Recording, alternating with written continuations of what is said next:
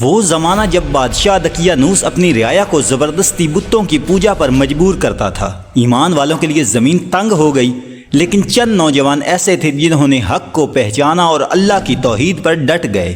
جان کے خطرے کے باوجود انہوں نے فیصلہ کیا کہ ایمان بچانے کے لیے سب کچھ قربان کر دیں گے، اور اسی مقصد سے شہر چھوڑ کر وہ ایک غار کی طرف نکل گئے۔ آج ہم انہی نوجوانوں کا ذکر کریں گے۔ السلام علیکم، آپ دیکھ رہے ہیں ہسٹری نالج، ماضی کی وہ دنیا جو آپ کو آج کی حقیقت سے جوڑتی ہے۔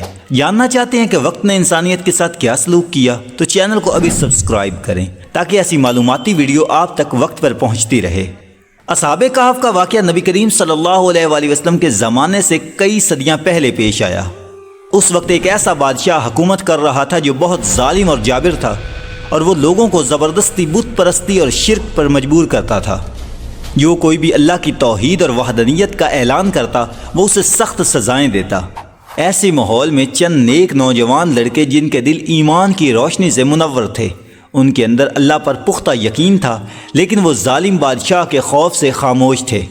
اللہ تعالیٰ قرآن مجید سورۃ الکہف کی آیت نمبر 14 میں ارشاد فرماتے ہیں، اور ہم نے ان کے دلوں کو مضبوط کر دیا جب وہ اٹھ کھڑے ہوئے اور کہا، ہمارا رب تو وہی ہے جو آسمانوں اور زمین کا رب ہے، اور ہم اس کے سوا کسی کو معبود نہیں پکاریں گے۔ اگر ہم ایسا کریں گے تو یہ بڑی زیادتی کی بات ہوگی۔ یہ اعلان دراصل ان کے ایمان کی پختگی کا ثبوت تھا۔ مفسرین مثلا امام طبری اور امام کثیر لکھتے ہیں کہ یہ نوجوان دربار میں بادشاہ کے سامنے کھڑے ہوئے اور یہ الفاظ کہے تھے، اور اس وقت بادشاہ نے انہیں ڈرایا دھمکایا، لیکن اللہ تعالیٰ نے ان کے دلوں کو مضبوط کر دیا۔ جب حالات اور زیادہ سخت ہو گئے اور بادشاہ نے ان پر ایمان چھوڑنے کے لیے دباؤ ڈالا، تو ان نوجوانوں نے فیصلہ کیا کہ اب اپنے ایمان کو بچانے کے لیے ہجرت کرنا ضروری ہے۔ وہ اپنے گھر بار، خاندان اور سب آسائشیں چھوڑ کر اللہ کی پناہ لینے نکل کھڑے ہوئے۔ انہوں نے اللہ تعالیٰ کے حضور دعا مانگی، جسے قرآن مجید میں کچھ یوں بیان کیا گیا ہے، جب وہ چند نوجوان غار کی طرف پناہ لینے گئے تو انہوں نے کہا، اے ہمارے رب، ہمیں اپنی طرف سے رحمت عطا فرما اور ہمارے معاملے میں ہمارے لیے راستی اور ہدایت پیدا کر۔ مفسرین کہتے ہیں کہ یہ دعا دراصل ان کے دلوں کی یقین اور اللہ پر کامل بھروسے کی دلیل تھی۔ امام قرطبی نے لکھا ہے کہ اللہ تعالیٰ نے ان کی دعا قبول فرمائی اور ان کے لیے ایسے اسباب مہیا کیے جن کا وہ تصور بھی نہ کر سکتے تھے۔ یہ نوجوان ایک پہاڑ کی غار میں جا پہنچے۔ غار میں داخل ہونا ان کے لیے محض چھپنے کا عمل نہیں تھا، بلکہ اللہ پر مکمل بھروسے کا اعلان تھا۔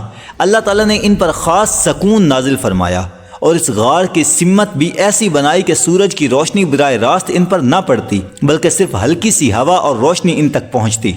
قرآن مجید میں اللہ تعالیٰ ارشاد فرماتا ہے، اور تم دیکھتے کہ جب سورج نکلتا تو ان کی غار کو داہنی طرف سے چھوڑ کر گزر جاتا، اور جب وہ ڈوبتا تو بائیں طرف سے قطر کر نکل جاتا، اور وہ غار کے اندر ایک کشادہ جگہ میں تھے۔ یہ اللہ کی نشانیوں میں سے ہے۔ مفسرین نے اس آیت کی تفسیر میں لکھا ہے کہ یہ اللہ کی قدرتی حفاظت تھی، تاکہ کئی 100 سال تک وہ نوجوان نہ سورج کی تیز دھوپ سے تکلیف میں آئیں اور نہ ہی ان کے جسم خراب ہوں۔ ان کے ساتھ ایک کتا بھی تھا جو غار کے دہانے پر بیٹھ گیا۔ قرآن مجید میں اس کا ذکر یوں آیا ہے، اور ان کا کتا دہلیز پر اپنے دونوں پاؤں پھیلائے بیٹھا تھا۔ مفسرین نے لکھا ہے کہ یہ کتا اصل میں ان نوجوانوں کا ساتھی تھا۔ بعض روایات میں وہ کسی چرواہے کا تھا جو ان کے ساتھ شامل ہو گیا۔ اللہ نے اپنی رحمت سے اس کے کتے کو بھی ذکر فرما دیا، تاکہ پتہ چلے کہ نیک لوگوں کی صحبت اتنی بابرکت ہوتی ہے کہ اگر ایک جانور بھی ان کے ساتھ ہو تو وہ بھی عزت اور ذکر خیر پا لیتا ہے۔ جب یہ نوجوان اللہ کی پناہ لیتے ہوئے غار میں جا پہنچے اور دعا کی کہ اللہ ہم پر اپنی رحمت نازل فرمائے، تو اللہ تعالیٰ نے ان کی دعا قبول کر لی۔ اللہ نے ان پر ایک خاص نیند طاری کر دی جو عام نیند نہیں تھی، بلکہ کئی 100 سال پر محیط تھی۔ یہ اللہ کی قدرت کی ایک عظیم نشانی تھی کہ انسان بغیر کھائے پیے، بغیر کسی حرکت کے صدیوں تک زندہ رہ سکتا ہے اگر اللہ چاہے۔ قرآن مجید میں اللہ تعالیٰ ارشاد فرماتے ہیں، تو ہم نے ان کے کانوں پر نیند کی ضرب لگا دی غار میں کئی سالوں تک۔ مفسرین نے یہاں پر لکھا ہے کہ اللہ تعالیٰ نے ان کے کانوں پر ایسا پردہ ڈال دیا کہ کوئی آواز ان کے کانوں تک نہ پہنچ سکے، کیونکہ انسان کی نیند زیادہ تر آواز سے ٹوٹتی ہے۔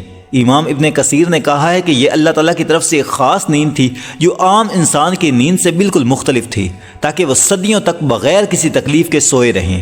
ان کی نیند کا دورانیہ بھی قرآن مجید نے بیان کیا ہے۔ اللہ تعالیٰ ارشاد فرماتا ہے، اور وہ اپنی غار میں 300 سال ٹھہرے اور اس میں 9 سال اور بڑھ گئے، یعنی کل ملا کر 309 سال تک وہ سوئے رہے۔ مفسرین نے لکھا ہے کہ 300 سال کا حساب شمسی سالوں کے مطابق ہے، اور جب کہ قمری سالوں کا حساب کیا جائے تو یہ 309 سال بنتے ہیں، کیونکہ قمری اور شمسی سال میں فرق ہوتا ہے۔ یہ بھی اللہ کی حکمت ہے کہ قرآن نے دونوں طرح کے حساب ایک ساتھ بیان کر دیے۔ اللہ تعالیٰ نے ان کے جسموں کو بھی اس نیند کے دوران محفوظ رکھا، نہ وہ گلے سڑے اور نہ ان پر دھوپ کا برا اثر ہوا، اور نہ ہی وہ مردہ نظر آئے۔ قرآن مجید میں ان کی حالت کا نقشہ یوں کھینچا گیا ہے، اور تم انہیں جاگتا ہوا سمجھتے، حالانکہ وہ سو رہے تھے، اور ہم انہیں دائیں بائیں کروٹ بدلتے رہتے، اور ان کا کتا دہلیز پر اپنے دونوں بازو پھیلائے بیٹھا تھا۔ اگر تم انہیں دیکھتے تو ان سے منہ پھیر کر بھاگ جاتے اور ان سے خوف سے بھر جاتے۔ یہاں مفسرین نے 2 اہم نکات بیان کیے ہیں۔ پہلا تو یہ کہ اللہ تعالیٰ انہیں وقتاً فوقتاً کروٹ بدلتا رہا تاکہ ان کے جسم زمین سے چپک نہ جائیں اور خراب نہ ہوں، اور دوسرا ان کی شکل و صورت ایسی بنا دی گئی تھی کہ جو بھی قریب جاتا وہ خوف سے ڈر جاتا تاکہ کوئی ان کو نقصان نہ پہنچا سکے۔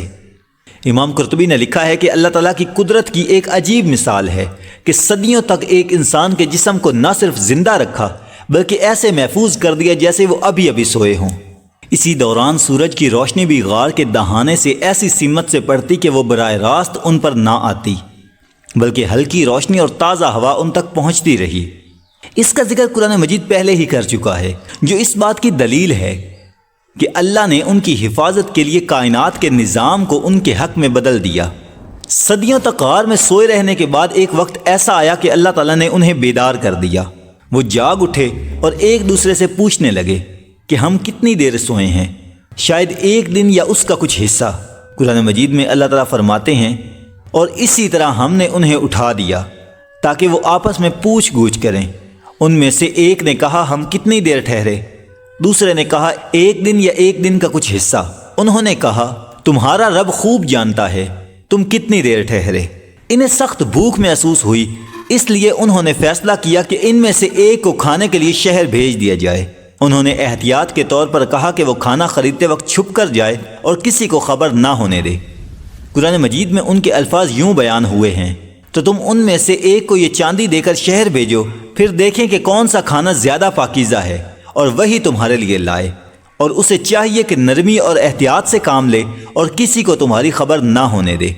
اب مفسرین نے یہاں یہ واقعہ بیان کیا ہے کہ ان نوجوانوں میں سے ایک شخص کھانے کے لیے شہر گیا، اس کے ہاتھ میں پرانے وقت کے سکے تھے جو 300 سال پہلے کے تھے۔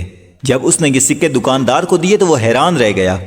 لوگوں نے بھی وہ سکے دیکھے تو کہا یہ تو پرانے وقت کی کرنسی ہے جو اب رائج نہیں۔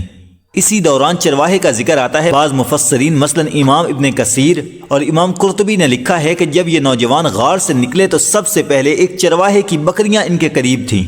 چرواہے نے انہیں دیکھ کر تعجب کیا کیونکہ ان کے چہرے اور لباس پر پرانا زمانہ جھلک رہا تھا۔ نوجوانوں نے چرواہے سے کھانے کے متعلق پوچھا اور کچھ رقم بھی دکھائی۔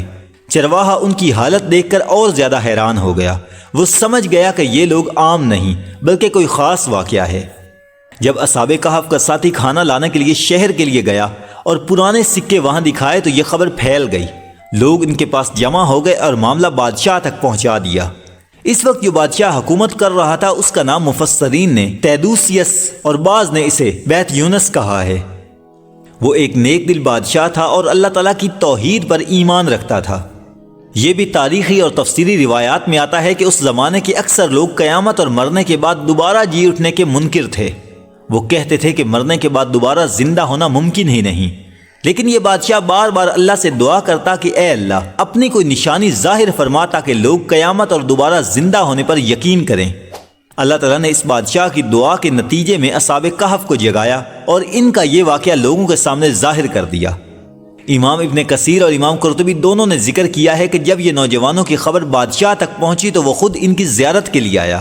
اس نے اپنی آنکھوں سے ان نوجوانوں کو دیکھا اور یقین کر لیا کہ واقعی مرنے کے بعد دوبارہ زندہ ہونا ممکن ہے۔ یہ منظر اس کے لیے اور اس کی رعایا کے لیے اللہ کی قدرت کی ایک زبردست نشانی ثابت ہوا۔ اسی طرح اللہ تعالیٰ نے اصحاب کہف کے ذریعے اس بات کو واضح کر دیا کہ جس طرح وہ صدیوں کے بعد ان کو اٹھا سکتا ہے اسی طرح قیامت کے دن سب انسانوں کو دوبارہ زندہ کرے گا۔ قرآن مجید میں اسی پہلو کی طرف اشارہ ہے، اور اسی طرح ہم نے لوگوں کو ان پر مطلع کر دیا تاکہ وہ جان لیں کہ اللہ کا وعدہ سچا ہے اور قیامت کی گھڑی میں کوئی شک نہیں۔ یعنی یہ واقعہ محض ایک تاریخی قصہ نہیں تھا بلکہ ایک زندہ دلیل تھا کہ قیامت پر ایمان کے لیے اللہ تعالیٰ نے اپنے نیک بندے بادشاہ کی دعا کو بھی اس کے ذریعے قبول فرمایا۔ اب ان نوجوانوں کو بھی یہ بات اچھی طرح سمجھ آ گئی تھی کہ اللہ تعالیٰ نے انہیں دنیا کے سامنے اپنی قدرت کی نشانی بنا دیا ہے۔ مفسرین لکھتے ہیں کہ انہوں نے اللہ سے دعا کی کہ یا اللہ اب ہمیں اپنے پاس بلا لے، ہم نہیں چاہتے کہ لوگ ہمیں تماشا بنائیں۔ اللہ تعالیٰ نے ان کی دعا قبول کی اور وہ دوبارہ نیند میں چلے گئے۔ اس بار وہ نیند موت کی نیند تھی، یوں وہ ہمیشہ کے لیے دنیا سے رخصت ہو گئے۔ قرآن مجید میں اللہ تعالیٰ ارشاد فرماتا ہے، اور اسی طرح ہم نے لوگوں کو ان پر مطلع کر دیا تاکہ وہ جان لیں کہ اللہ کا وعدہ سچا ہے اور قیامت کی گھڑی میں کوئی شک نہیں۔ جب وہ لوگ آپس میں ان کے بارے میں جھگڑا کرنے لگے تو بعض نے کہا ان پر ایک عمارت بنا دو، ان کا رب ہی ان کے بارے میں خوب جانتا ہے۔ مگر وہ لوگ جو اس معاملے میں غالب ہوئے انہوں نے کہا ہم ان پر ضرور ایک مسجد بنائیں گے۔ یعنی ان کے بعد لوگوں میں اختلاف پیدا ہوا۔ کچھ لوگوں نے کہا کہ ہم ان پر ایک یادگار بنائیں گے، لیکن جو لوگ ایمان والے اور صاحب اقتدار تھے انہوں نے کہا کہ ان کی یاد کو باقی رکھنے کے لیے ان کے قریب ایک مسجد بنائی جائے تاکہ اللہ کی عبادت کے ساتھ ساتھ یہ بھی واقعہ ہمیشہ یاد رہے۔ مفسرین نے اس مقام پر دو اہم باتیں کی ہیں۔ امام ابن کثیر کے مطابق یہ اللہ تعالیٰ کی طرف سے ایک دلیل تھی کہ قیامت اور بعث بعد الموت، یعنی مرنے کے بعد دوبارہ زندہ ہونا۔ امام قرطبی اور دوسرے مفسرین نے یہ بھی لکھا ہے کہ اللہ تعالیٰ نے انہیں اس لیے دوبارہ سلا دیا تاکہ لوگ انہیں معبود نہ بنا لیں اور شرک میں مبتلا نہ ہوں۔